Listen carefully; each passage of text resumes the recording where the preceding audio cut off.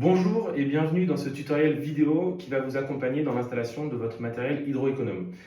On va commencer par voir ensemble le contenu de votre kit et les outils dont vous avez besoin pour installer ce matériel. Aujourd'hui, on va retrouver 4 tailles de kits différentes chez Treval France. La taille basique, standard, médium et large.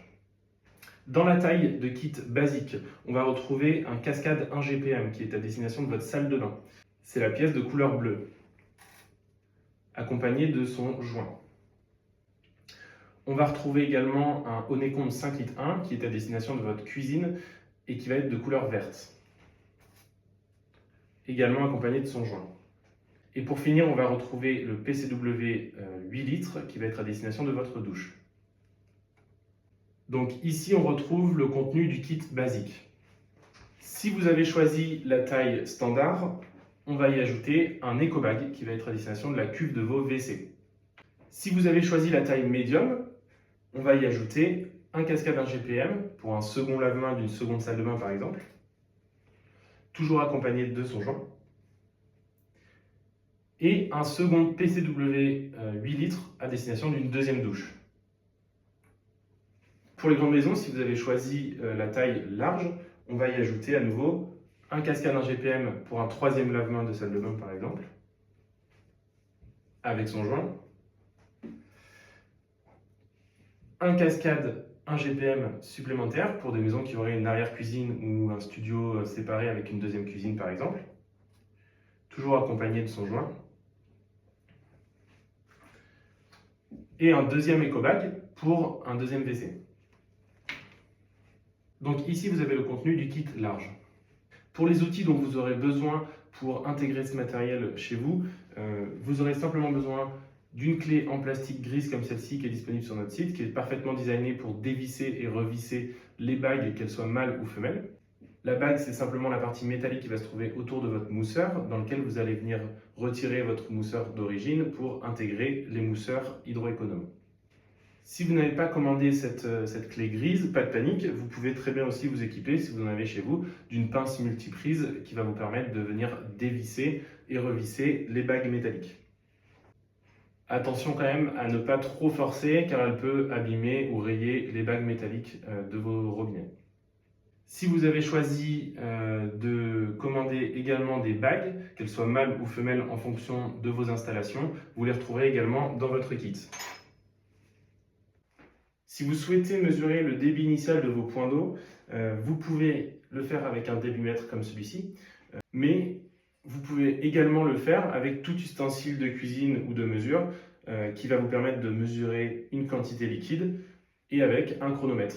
Vous avez simplement à faire couler votre point d'eau et récupérer l'eau pendant 10 secondes et vous n'avez plus qu'à multiplier par 6 la quantité récupérée pour connaître votre débit par minute. Maintenant que tout ça est vu, je vous propose de passer à l'installation et on va commencer, comme vous le voyez, dans la cuisine. Ici, on va être sur un modèle d'une bague femelle qui va être encastrée dans le robinet, comme on le voit souvent maintenant dans les robinets qui sont un peu design. Donc là, je ne vais pas pouvoir venir utiliser ma pince grise parce que je ne vais pas avoir assez de profondeur pour accrocher ma bague puisqu'elle est encastrée. Je peux utiliser ma pince multiprise en revanche pour venir prendre la bague et dévisser. Ici, la bague n'est pas très serrée, donc je vais pouvoir utiliser mes doigts pour la dévisser. Donc voilà ce qu'on a à l'intérieur. On va avoir votre bague femelle, votre mousseur d'origine, donc ici qui coule à 10 litres, et un joint d'origine. Si vous souhaitez vérifier le débit de votre robinet, vous pouvez utiliser un récipient gradué et une montre pour déterminer le débit en litres par minute. Ici, moi, je vais utiliser un débitmètre pour mesurer.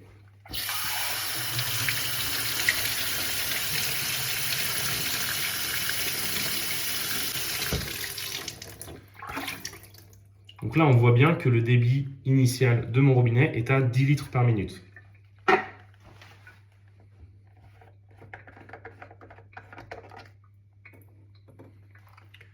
Étant donné que mon robinet est assez neuf, ma bague est en bon état, je n'ai donc pas choisi de prendre l'option bague dans mon kit et je vais réutiliser donc ma bague d'origine. Je n'ai plus qu'à y intégrer mon mousseur Onécombe 5 litres 1 à destination de la cuisine, comme ceci. De placer le joint neuf qui est fourni dans le kit par-dessus le mousseur. On peut le pousser légèrement avec son doigt pour que celui-ci soit bien au fond de la bague et qu'il ne gêne pas le filetage de la bague en acier. Et on va venir revisser l'ensemble à sa position initiale. Il n'est pas nécessaire de forcer le vissage trop fort, simplement de manière ferme pour conserver l'étanchéité de l'ensemble de la pièce et que le joint puisse faire son effet.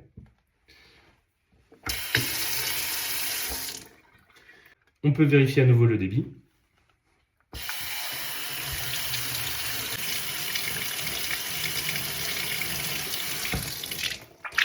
Et ici, on voit qu'on est bien passé à 5 litres 1 par minute, ce qui est 2 fois moins que ce qu'on avait initialement.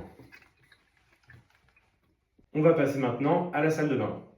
On se retrouve donc dans la salle de bain où ici on va installer cette fois-ci le Cascade 1 GPM, donc la pièce qui est bleue, pour le lave-main de notre salle de bain. Ici on est sur un modèle de bague mâle et donc on va pouvoir remplacer la bague qui est un peu usagée avec une bague neuve comme celle-ci.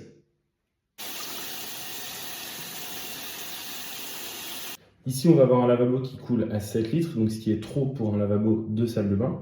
Et donc, on va pouvoir venir installer notre 3 litres 4. Ici, le robinet est un peu plus ancien. La bague est coincée par le calcaire. Je ne peux pas la dévisser à main nue. Je vais donc utiliser ma pince grise en plastique.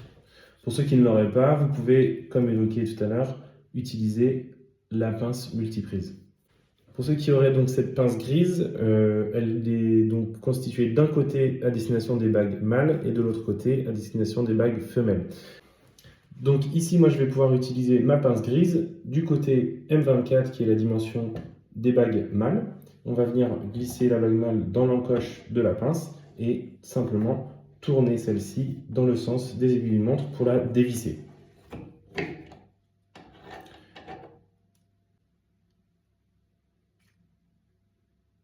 Donc ici, la bague étant un peu usagée, j'ai choisi de la remplacer avec une bague neuve commandée sur le site. On intègre le mousseur dans la bague, toujours le côté coloré vers le haut, sur lequel on va venir poser le joint. Une fois que l'ensemble est associé, on n'a plus qu'à revisser à la position initiale.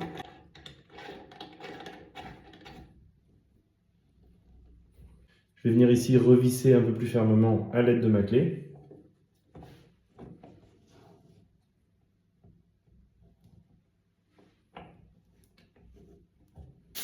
Je mesure à nouveau.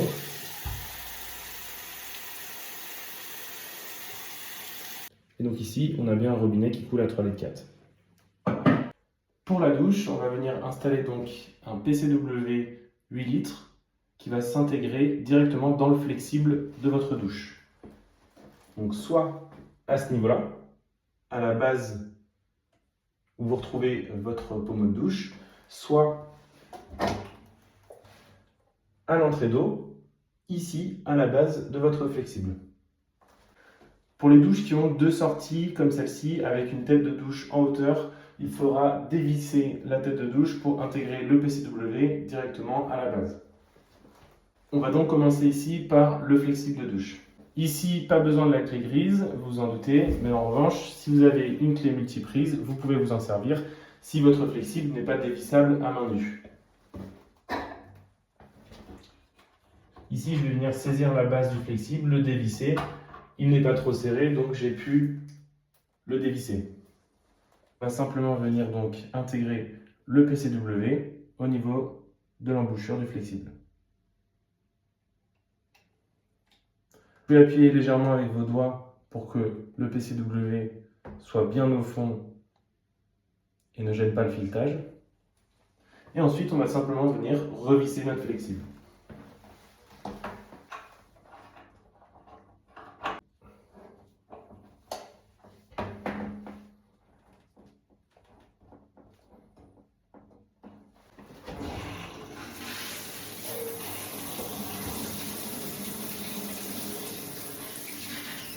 Veillez bien à vérifier s'il n'y a pas de fuite lorsque vous avez revissé votre flexible en ouvrant simplement le robinet de la douche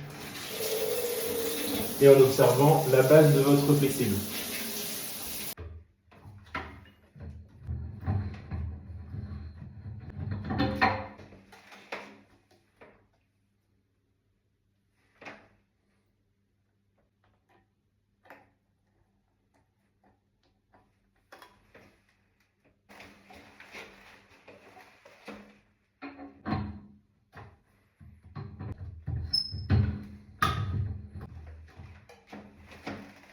Pour le remplissage de l'éco-bag, il faut veiller à ne pas trop le remplir afin que celui-ci ne gêne pas le mécanisme de votre chasse d'eau.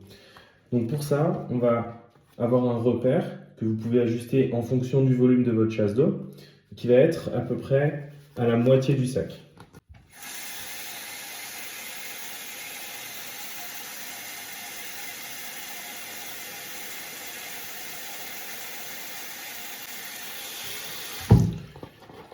Une fois que je l'ai rempli à peu près à la moitié, je vais venir serrer le haut du sac avec ma main pour chasser l'air et ensuite refermer le bouchon. On obtient un sac qui n'est pas complètement rempli, mais qui va permettre d'occuper un volume d'eau dans votre chasse d'eau et faire des économies.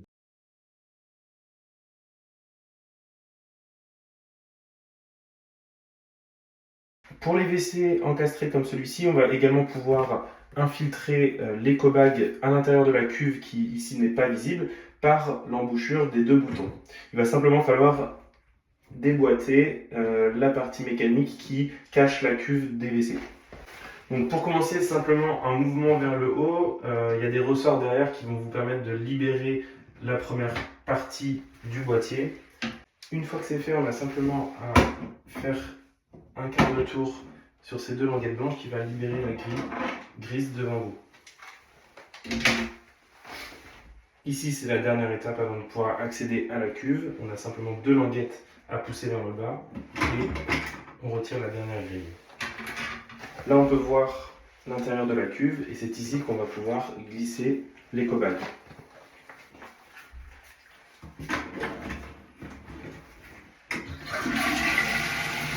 Vous pouvez vider une partie de la cuve pour permettre à l'éco-bag de s'infiltrer plus facilement, vu que l'espace sera libéré quand la cuve se vide.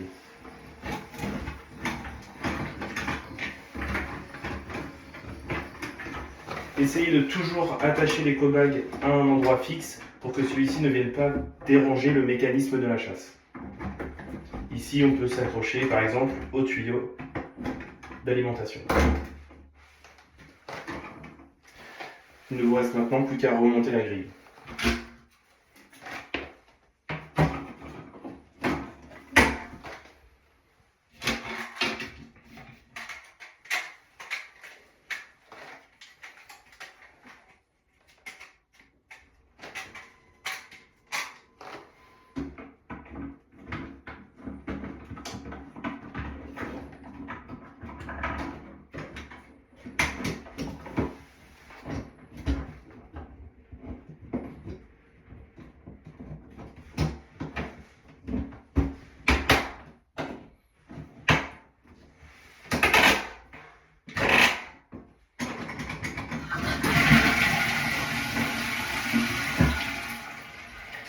Ici, je viens juste tester que les deux parties qui déclenchent la chasse d'eau fonctionnent bien et que l'éco-bag n'est pas venu déranger le mécanisme de la chasse.